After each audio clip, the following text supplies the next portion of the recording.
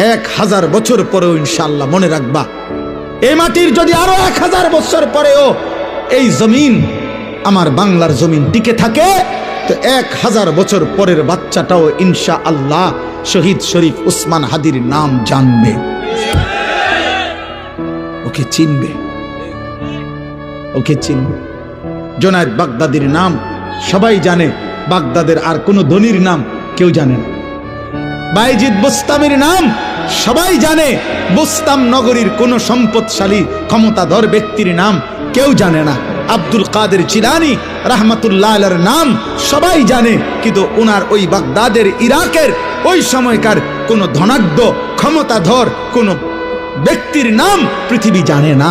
রাবেয়া বসরির নাম সবাই জানে, কিন্তু ওই জামানার কোন সুন্দরী রূপসী নর্তকীর নাম পৃথিবী জানে না। বেঈমানের নাম থাকে না, নাফরমানের নাম থাকে না, ইমানদারের নাম কলিজায় কলিজায় বসে যায়, ইমানদারের নাম আরশে আজিমে লেখা হয়ে যায়।